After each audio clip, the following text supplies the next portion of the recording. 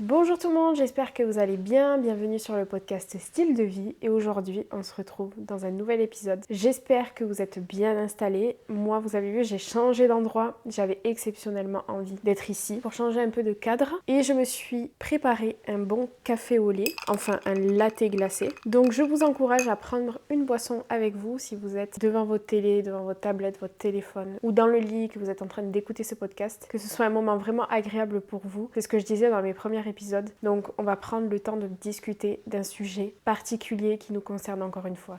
Tout ce qui concerne notre style de vie. En fait, je me suis basée sur un message que j'ai partagé aux ados en 2023 et j'avais vraiment à cœur d'en parler sur mon podcast parce que vous savez que j'aime aussi parler de santé mentale et il y a un lien forcément avec, tout en me basant sur la Bible. Aujourd'hui, on va parler des pensée. Ah, sacré sujet, hein. On va parler de l'importance de la pensée dans notre vie spirituelle et dans notre quotidien. Et je vous encourage vraiment à écouter jusqu'au bout cet épisode. Vous pouvez l'écouter en plusieurs parties, bien sûr, mais je tiens vraiment à vous le dire. On va premièrement commencer par un verset qui est dans Philippiens 4, 8. Que tout ce qui est vrai, que tout ce qui est honorable, que tout ce qui est juste, tout ce qui est pur, tout ce qui est aimable, tout ce qui mérite l'approbation, ce qui est vertueux et digne de louange, soit l'objet de vos pensées. Waouh, pas facile. Est-ce que tu sais combien de pensées on a par jour en moyenne? Il y a plusieurs études faites sur ça, mais en moyenne. Ok, alors selon certaines études, on a en moyenne 6200 pensées par jour. C'est énorme. Et vous savez quoi dans tout ça? Dieu connaît chacune de nos pensées. Et on peut avoir des pensées qui sont bonnes, agréables, normales. Et puis, il y a des pensées qui sont plus malsaines, mauvaises, moins bonnes. Et parfois, ce sont des pensées qu'on ne veut pas, qu'on ne choisit pas. Il y a un proverbe chinois qui est super connu, qui dit « On ne peut empêcher les oiseaux noirs de voler au-dessus de nos têtes, mais on peut les empêcher d'y faire leur nid. » C'est profond. Je répète, on ne peut empêcher les oiseaux noirs de voler au-dessus de nos têtes, mais on peut les empêcher d'y faire leur nid. Il y a une question de cultiver sa pensée. Je tiens à vous rassurer, on ne pêche pas parce que d'un coup, on a une mauvaise pensée qui vient dans notre tête. Ok ? En fait, nous pêchons, c'est mauvais, c'est pas bon, lorsque nous nourrissons cette pensée et que nous la désirons. Je vais vous expliquer plus en détail ce qu'est aux yeux de la Bible des mauvaises pensées. Forcément, je suis obligée d'employer le terme péché. Je sors pas ce mot comme ça facilement parce que on a une mauvaise perception du péché. On a l'impression que c'est quelque chose dont on est interdit, etc. Je l'ai dit plusieurs fois. Mais en fait, le péché, c'est manquer la cible. C'est ce que veut dire le mot grec. Et en gros, c'est quelque chose qui n'est pas bon pour nous. La volonté de Dieu, c'est qu'on avance dans la sanctification. La volonté de Dieu est quoi? La volonté de Dieu est bonne pour nous, ok? Je ferme la parenthèse. Et est-ce que vous savez pourquoi les pensées sont-elles importantes pour Dieu et pour notre vie? Je pense que vous avez plusieurs versets qui vous viennent en tête. Mais sachez que nos pensées peuvent diriger notre cœur, notre attitude, nos émotions. Et c'est vraiment par elles que nous nourrissons notre cœur. Mais sachez que les pensées ne sont pas des faits. Ça, c'est premièrement la première chose que je tiens à dire. On va parler un peu de science, un peu de psychologie forcément. Je vais pas aller trop en détail parce que c'est pas que je ne suis pas légitime d'en parler, c'est que je ne fais pas actuellement des études pour pouvoir en parler en profondeur, mais je me suis basée, encore une fois, sur des données scientifiques, des données qui ont été prouvées, etc. Bref, en psychologie cognitive, on distingue clairement la pensée de la réalité. Une pensée, c'est une interprétation du cerveau. Tout ce que tu penses ne mérite pas d'être cru. Parfois, je sais pas si ça vous arrive, on pense certaines choses. On va penser que cette fois-ci, on a été nul, qu'on a mal fait notre travail, que ci, que ça. Or, ce n'est pas la réalité. Et des fois, il y a des personnes qui vont vous dire « Mais non, toi tu crois ça, mais en fait non, je t'assure que c'est pas vrai. Tu as super bien travaillé. » C'est des exemples. C'est comme si notre pensée, parfois, pouvait modifier la réalité, en fait. Ensuite, on sait que les pensées automatiques influencent nos émotions. Des études montrent qu'une pensée déclenche une émotion qui ensuite influence notre comportement. D'ailleurs, c'est le modèle central des thérapies cognitives. Par exemple, si tu penses que tu es nul, l'émotion sera la tristesse, la honte, et le comportement sera le retrait. Et donc, changer tes pensées transforme ta vie, ta façon de voir les choses. On va aller plus en détail. Alors, je vais parler très rapidement de la neuroplasticité. Honnêtement, je ne vais pas développer le sujet parce que je n'ai pas assez de connaissances sur ça. En gros, la neuroplasticité, c'est un principe qui est fondamental en neurosciences, qui est appuyé par des centaines d'études expérimentales. Et en gros, cette science montre que le cerveau change selon tes pensées répétées. On renforce des circuits neuronaux. C'est comme si le cerveau était malléable. Honnêtement, je sais qu'il y a plusieurs avis sur ça, mais en tout cas, il y a des études qui ont été prouvées. Ça ça peut montrer que en fait méditer la Bible peut reprogrammer un peu ta façon. C'est pour ça que d'ailleurs dans la Bible, il est dit, et je vais vous reparler de ce verset, qui dit de ne pas se conformer au siècle présent, mais de renouveler son intelligence. Et ça me fait penser à ça en fait. Ce que tu penses régulièrement façonne ton cerveau. Je pense que c'est ce qui nous influence aussi par rapport à notre éducation. On a été éduqué d'une telle manière, donc on pense que telle manière est la vérité, etc. Parce qu'en fait, ton cerveau, ta pensée, c'est construite comme ça. Et d'ailleurs, c'est là aussi qu'on parle de thérapie cognitivo-comportementale, qui est de changer le schéma de pensée. Et encore une fois, la Bible nous invite à renouveler nos pensées. Les deux convergent. Mais attention, on ne reprogramme pas le cerveau instantanément, ok? Et je dis bien reprogrammer entre grandes parenthèses. Le changement va te demander de la répétition, du temps et de l'engagement. D'ailleurs, je crois que il faut, je sais plus si c'est 21 ou 26 jours, vous pouvez me dire en commentaire si vous le savez, pour habituer ton cerveau à s'habituer à une nouvelle habitude. Par exemple, si tous les matins tu veux arrêter de scroller, il va te falloir 21 en général, entre 21, 26 jours, quelques jours, à habituer ton cerveau en fait à changer ton habitude. On sait que le cerveau humain est programmé pour voir le danger et parfois retenir le négatif plus que le positif. Je sais pas si ça vous arrive aussi, mais moi, parfois ça m'arrive. Une critique pèse plus que 3 compliments, 4 compliments, 5 compliments. Puis en plus, tu as tendance à ruminer sur ça. Et puis en plus, parfois tu penses que ce mot que la personne a employé veut dire tel mot, telle chose sur toi. Et parfois, c'est pas la réalité. Vous voyez comment tout est lié. Et c'est là que je veux te rappeler le verset qui est dans Philippiens 4, 8, quand il dit que tout ce qui est vrai, honorable, soit l'objet de tes pensées. Oui, penser positive demande un effort volontaire. Et parfois, il faut se faire vraiment violence. Je regarde beaucoup de vlogs de créatrices de contenu et elles le disent souvent, en fait, on a des centaines de commentaires positifs et on va avoir 3 commentaires négatifs, on va se focus sur ces commentaires négatifs. Et moi, ça m'est arrivé aussi par le passé dans ma création de contenu. Et en fait, c'est fou comment notre cerveau, il se focalise sur ça. Mais il y a moyen de travailler sur ça. On sait que la rumination mentale est toxique. Donc, c'est le fait de penser en boucle. Ça peut être lié à l'anxiété, à la dépression ou même à d'autres troubles. On pense tous énormément, mais quand on a certains troubles aussi, ça peut être peut-être plus intensif. En tout cas, plus on rumine, plus on souffre psychologiquement et parfois même physiquement. D'où l'importance de confier ses problèmes, confier ses soucis, ses tracas et de pas rester dans ses pensées parce que c'est souvent un cercle vicieux. Et toutes les pensées ne doivent pas être nourries. La psychologie nous montre que nos pensées répétées construisent notre identité. Je crois qu'on parle de self-schéma ou schéma de soi. J'avais vu ça et par exemple si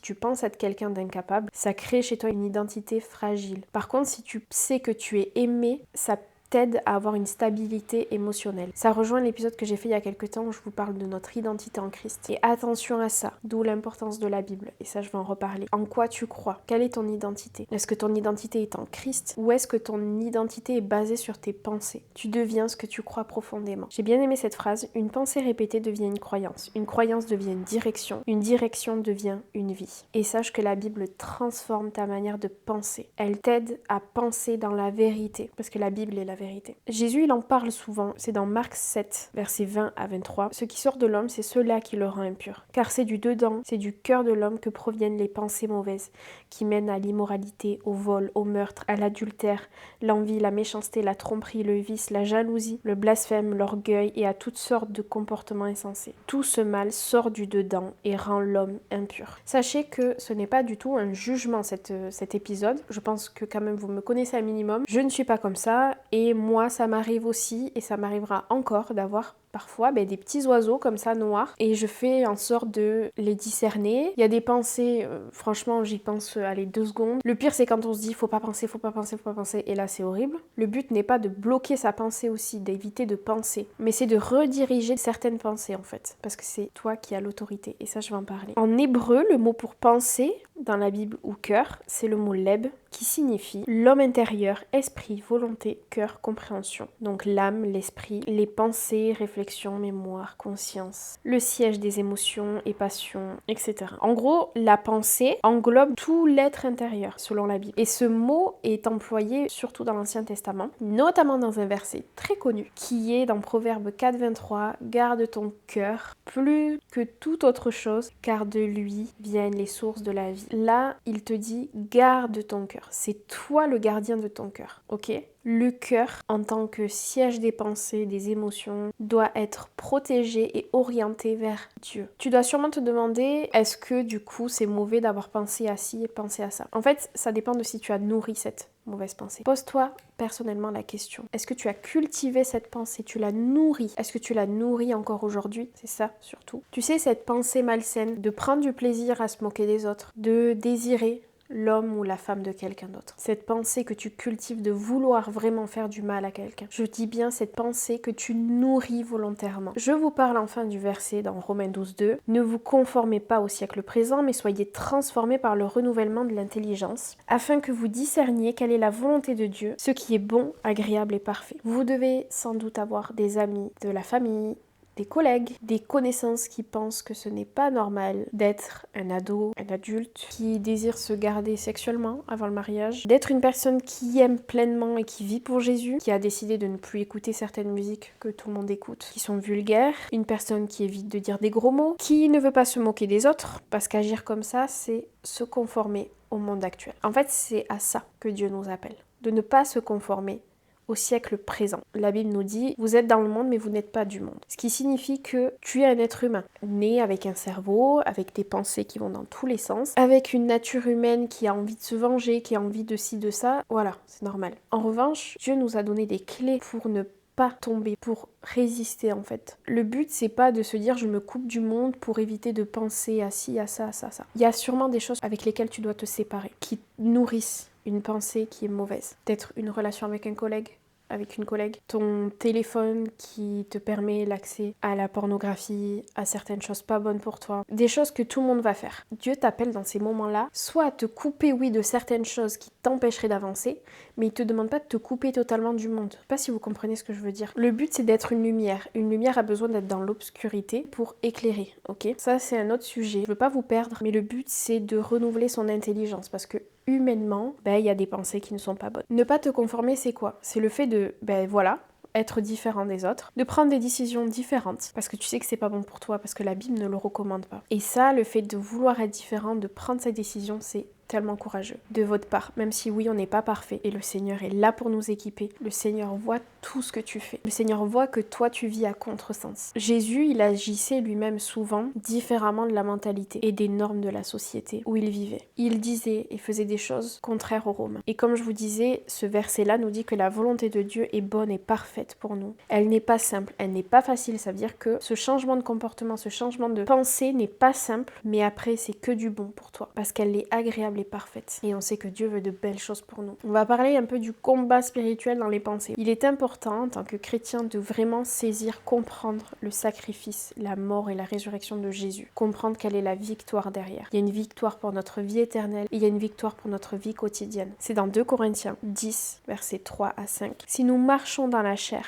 nous ne combattons pas selon la chair. Donc en gros, la chair c'est tout ce qui va être entre guillemets les mauvaises pensées, mauvaises habitudes, mauvaises attitudes, etc. Et en gros, comme nous sommes humains, c'est difficile de se battre en tant qu'humain contre certaines choses, contre des comportements humains. Je sais pas si vous comprenez. Par exemple, si tu as une addiction, que ce soit alcool, cigarette, pornographie ou plein d'autres choses, en fait, en tant qu'être humain tout seul, ça peut être vraiment difficile de se battre, de lutter contre. Il y a des moyens pour être suivi par un psychiatre, psychologue, etc. Je crois que la foi a un énorme aussi avantage dans ça. Mais en gros, en tant qu'être humain, c'est difficile de lutter contre des choses qui font partie de nous. Et c'est ce que veut dire ce verset. Si nous marchons dans la chair, nous ne combattons pas selon la chair. Donc il y a des moyens spirituels pour vraiment t'accompagner, t'aider. Et là, je parle surtout des pensées, ok? Car les armes avec lesquelles nous combattons ne sont pas charnelles, mais elles sont puissantes par la vertu de Dieu pour renverser des forteresses. Et j'aime trop ce verset. Nous renversons les raisonnements et toute hauteur qui s'élève contre la connaissance de Dieu. Et nous amenons toute pensée captive à l'obéissance de Christ. Tu as cette autorité sur tes pensées et tu as une autorité puissante grâce à la victoire de Jésus à la mort. Et tu as cette puissance, cette force que Dieu te donne grâce à Christ. Tu as le pouvoir de prendre position sur certaines pensées et de dire non. de dire stop. Et je vais forcément vous parler des armes spirituelles que la Bible nous donne. Je vais vous lire le chapitre et on va le détailler ensemble, ok? En fait, je parle des pensées, mais je parle pour plein de choses. En réalité, c'est parce que les pensées sont le cœur, en fait, de tout, je trouve. Dans Éphésiens 6, 10 à 13. Au reste, fortifiez-vous dans le Seigneur et par sa force toute puissante. Donc, tu te fortifies en Dieu, dans Dieu, par sa force. Revêtez-vous de toutes les armes de Dieu afin de pouvoir tenir ferme contre les ruses du diable. Dieu nous donne des clés, des moyens pour tenir ferme, ok? Car nous n'avons pas à lutter contre la chair et le sang, mais contre les dominations, contre les autorités, contre les principes de ce monde ténèbres, contre les esprits méchants dans les lieux célestes. Il y a une réelle bataille en fait spirituelle qu'on ne voit pas. C'est pourquoi prenez toutes les armes de Dieu afin de pouvoir résister dans le mauvais jour et tenir ferme après avoir tout surmonté. Là, la Bible parle de mauvais jours. Il y aura des jours dans ta vie, dans ma vie, où ce sera plus difficile de tenir ferme. Mais le Seigneur nous donne les clés pour tenir ferme. Honnêtement, je n'ai pas cette connaissance pour... Je crois que le diable n'a pas contrôle sur nos pensées, ok? Je ne sais même pas si le diable connaît réellement toutes nos pensées. En tout cas, je crois que quand on cultive une pensée, parce qu'on va pas tout spiritualiser non plus, mais à la fois, faut pas oublier ça, que l'ennemi est là, est présent. Et honnêtement, je pense qu'il peut influencer nos pensées. Bref, je continue le verset. Tenez donc ferme. Ayez à vos reins la vérité pour ceinture. Revêtez la cuirasse de la justice. Mettez pour chaussure à vos pieds le zèle que donne l'évangile de paix. Prenez par-dessus tout cela le bouclier de la foi, avec lequel vous pourrez éteindre tous les traits enflammés du malin. Prenez aussi le casque du salut et l'épée de l'esprit, qui est la parole de Dieu. Ok, on va détailler ça. Simplement. En gros, tout ça, c'est un ensemble symbolique d'armes spirituelles qui sont destinées à équiper, à protéger le chrétien dans son combat contre les forces spirituelles du mal. Vous savez, ces combats-là qu'on peut avoir intérieurs, ces combats spirituels. Bien sûr, ce ne sont pas des armes matérielles, ok? Mais bien spirituelles. Elles travaillent directement sur l'âme, nos pensées, la conduite, etc. Donc là, il est dit, tenez donc ferme, ayant à vos reins la vérité pour ceinture. J'ai regardé tous les mots grecs, hébreux, donc le mot vérité, c'est aletheia, qui signifie la vérité dans son intégralité. En particulier, la vérité de Dieu, à laquelle le chrétien s'attache pour garder ferme sa foi. Et là, dans ce cas-là, c'est par exemple la pensée qui te dit, t'es moche, mais t'as vu comment t'es? Non. Je connais la vérité, je la porte sur moi. La vérité de Dieu dit que je suis une créature merveilleuse. Et tu proclames. Tu prends cette pensée, tu la jettes et tu la transformes. Ensuite, la cuirasse de la justice. Et la cuirasse, c'est une armure. Ici, on parle de la justice de Dieu. Donc c'est dikaiosun qui signifie justice,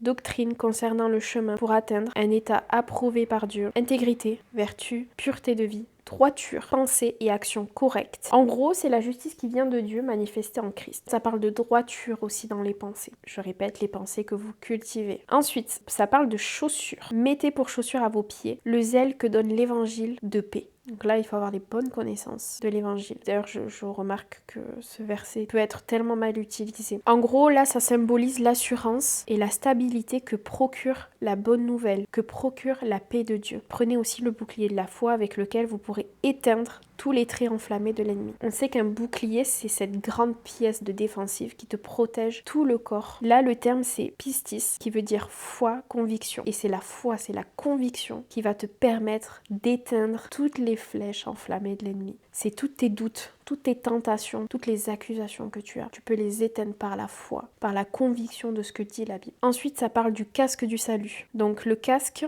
c'est ce qui te protège de la tête. Et en grec, c'est le mot periképhalaya qui dit la protection de l'âme qui consiste dans l'espérance du salut. En gros, cette assurance te protège contre l'assaut des pensées décourageantes et du désespoir. Vous savez, cette pensée qui peut parfois venir mais t'es sûr que t'es sauvé? Ça, c'est un sacré sujet. Si tu crois au Seigneur Jésus, tu seras sauvé. Si tu as décidé de t'engager avec Dieu, de croire en lui, que tu crois qu'il est le Fils de Dieu, venu pour sauver le monde, qu'il est mort et ressuscité, et que tu as décidé de marcher selon la Bible, tu es sauvé. Même si tu n'es pas parfait. Tu n'es pas sauvé parce que tu fais des bonnes œuvres. Je crois que les bonnes œuvres sont importantes. Et elles témoignent d'ailleurs de la foi. Mais c'est pas grâce à ça. Parce que l'être humain, ça c'est ce que la Bible dit, j'invente rien, parce que l'être humain est de nature mauvais. Et moi, parfois, cette pensée me traverse l'esprit. Mais t'es sûr que t'es sauvé? Non, je crois fermement à ce que la Bible dit, parce que je crois au Seigneur, et que je l'aime de tout mon cœur, et que je veux le suivre, malgré mes imperfections. Je suis sauvée, c'est mon casque. Et c'est de ça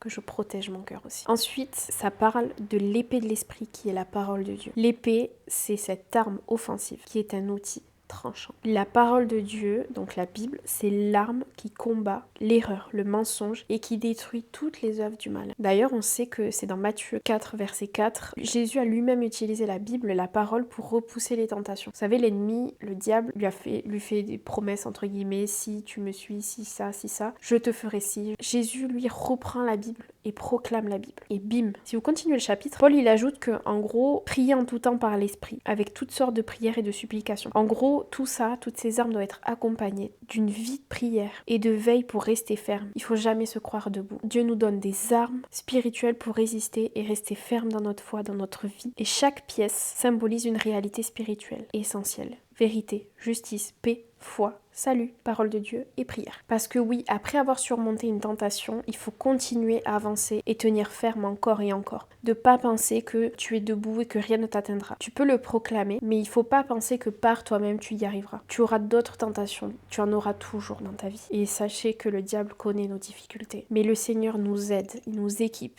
Il n'y a pas de piège dans tout ça. Encore faut-il vouloir saisir tout ça. Ce que je sais, c'est qu'on a la victoire en Jésus. Et le Saint-Esprit est là pour nous aider. Il veut et peut nous aider dans notre quotidien. Quand tu as une mauvaise pensée qui te traverse l'esprit et qui te travaille un peu, chasse-la au nom de Jésus. Remplace cette pensée par autre chose. Si elle a déjà été nourrie, tu peux en parler à Dieu. Seigneur, qu'est-ce que tu en penses de ça? Seigneur, aide-moi, tu vois que c'est difficile. Quand tu vois qu'il y a des choses qui te font penser à ça et qui te cultivent, qui t'aident à cultiver ça, il faut s'en débarrasser. Que ce soit une relation, que ce soit un objet, que ce soit, voilà. Ce qu'il faut, c'est être honnête et sincère envers Dieu, devant Dieu. Si tu donnes ton cœur tout entièrement, si tu t'engages avec lui, le Saint-Esprit viendra t'aider intérieurement à combattre contre les forces du mal. Et il y a un réel travail à faire sur nos pensées parfois. Comment on peut travailler sur nos pensées? En se nourrissant de bonnes choses. Par exemple, en lisant la Bible. On ne veut pas dire que vous devez vous enfermer toute la journée, toute votre vie en la lisant, non. On sait que lire fait travailler notre cerveau et spirituellement, on en a besoin pour se nourrir. C'est indispensable. Je vais être honnête avec vous, moi c'est mon plus grand combat, la lecture de la Bible. Après, j'avais des exigences assez élevées aussi, mais en fait, il faut simplifier ça parfois. Et c'est hyper important de se nourrir de la parole de Dieu qui est la vérité. Écouter des louanges au lieu d'écouter des musiques vulgaires. Je tiens à ouvrir une parenthèse. Au début de ma foi, je pensais que la musique était interdite. Moi, j'avais fait le choix de ne plus écouter du tout de musique séculière, on va dire, on va employer ce terme, parce que je déteste le mot musique mondaine. C'est personnel, encore une fois, mais au départ, c'est parce qu'en fait, je n'écoutais pas des bonnes musiques à l'époque. Quand j'étais ado. Moi, c'était vraiment des musiques vulgaires. Aujourd'hui, je me dis, quand je réalise les paroles, je ne sais pas comment j'ai fait pour écouter ça.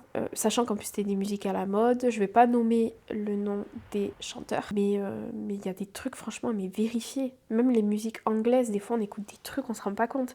Mais parce que oui, le mood, le rythme et tout est stylé. Mais par contre, quand vous regardez les paroles, franchement, plus on se nourrit de musique comme ça, plus ça cultive quelque chose. Moi, quand j'écoutais des musiques comme ça vulgaires, franchement, j'étais tendue après, j'étais énervée. J'avais envie de tout casser des fois. Il faut vraiment faire attention à ça. Donc moi, personnellement, à l'heure d'aujourd'hui, j'en écoute des musiques séculières, mais j'essaye au maximum de faire attention et de trier. Puis de voir ce que ça procure aussi en moi, certaines musiques. C'est ma vision des choses, vous avez le droit de pas être d'accord, ok. Pour cultiver nos pensées, il faut faire attention à ce qu'on écoute, à ce qu'on regarde aussi. Travailler sur tes pensées, revêt-toi de ces armes de Dieu et parle ouvertement de tes galères, de tes difficultés à Dieu. Faut être sincère. Même si Dieu connaît chaque pensée, il faut que tu en parles oralement. Et ça, c'est un travail qui durera toute notre vie. Autant toi que moi. C'est un travail qui n'est pas facile, qui est difficile, mais qui est possible. Et j'en profite pour t'encourager à ne pas croire, à ne plus croire aux mensonges du diable, de l'ennemi, qui te dit que tu es quelqu'un de nul, que tu sers à rien, que t'es moche, que t'es trop gros, trop grosse, ou trop maigre, que personne ne t'aimera, que tu n'es pas assez ci, pas assez ça. Je crois vraiment que l'ennemi peut utiliser les moqueries, les méchancetés des autres pour te faire du mal. Peut-être que ton parent, ta maman, ton papa, ton oncle, tes grands-parents, ton ami, t'a dit des choses fausses, comme les mots que j'ai employés juste avant. Sache que Dieu ne pense pas du tout ça de toi. Et il y a vraiment un travail à faire sur tes pensées qui ont cultivé ta façon d'être, ton identité, qui n'est pas réelle en fait. Et il y a un réel travail à faire, parfois avec des psychologues. Donc je t'encourage vraiment à consulter, à lire la parole de Dieu, à proclamer ce que la Bible dit de toi, à te regarder dans le miroir et dire « Non, je ne suis pas ci, je ne suis pas ça. Je suis belle, je suis beau, je suis enfant de Dieu. » Parfois, on peut avoir des pensées noires, des pensées de mort. Et Jésus entend totalement ta souffrance. Il entend tout ce que tu ressens. Et j'insiste, quand tu vis des moments comme ça, même en tant que chrétien, il ne faut pas que tu restes seul, il faut que tu en parles. C'est des mensonges et il y a vraiment des solutions. Je vais vous mettre juste en bas le numéro à appeler, c'est le 3114 en cas de pensées suicidaires, des envies de mort qui viennent régulièrement. Vous avez des professionnels pour en parler, vous n'êtes pas seul, vous pouvez y arriver, vraiment. Voilà l'importance de faire attention à ses pensées. D'ailleurs, j'en parle dans mon livre que j'ai sorti, donc mon TDAH, ma vie spirituelle et moi. J'en parle en fait des pensées rapidement, même dans mon premier livre où je parle de l'hypersensibilité. On sait qu'avec l'hyperactivité, c'est d'autant plus difficile. Et je voulais vous lire cette phrase, vous l'avez à la page 142, où je vous partage ce que j'ai à cœur pour les personnes qui doutent sur leurs valeurs, notamment à cause de leurs troubles, que ce soit le TDAH, l'autisme, troubles anxieux, peu importe. Je tenais à dire que la Bible nous rappelle que notre valeur ne dépend ni de nos limites, ni de nos maladies, ni de nos troubles, mais de l'amour inconditionnel de Dieu et de notre identité en Christ. Je te loue de ce que je suis une créature si merveilleuse. Tes œuvres sont admirables et mon âme le reconnaît bien. Psaume 139, 14. Je vous laisse avec ce verset-là. J'espère que ça vous aura encouragé et parlé. C'était vraiment mon but. Vous pouvez y arriver, on peut y arriver ensemble. Parlez-en à des amis à qui vous avez confiance. Parlez de vos galères, de vos pensées, de vos difficultés. Parlez avec un psychologue aussi, avec qui vous vous sentez à l'aise, c'est tellement important. Des fois, il y a des pensées qui ont vraiment cultivé, nourri notre identité. Et il faut s'en défaire, s'en détacher. Des mensonges, vous pouvez y arriver. Et bien sûr, toute votre vie, ça vous suivra. Mais par contre, vous avez la victoire en Jésus. Réfléchis à ce qui nourrit ta pensée mauvaise. Réfléchis à peut-être des films, des séries que tu regardes, des musiques que tu écoutes, des amis qui influencent ta façon de penser qui n'est pas bonne. Réfléchis à ça et prends la décision dès maintenant de t'en sortir. Tu vas y arriver. Soyez bénis et je vous dis à très bientôt pour un prochain épisode.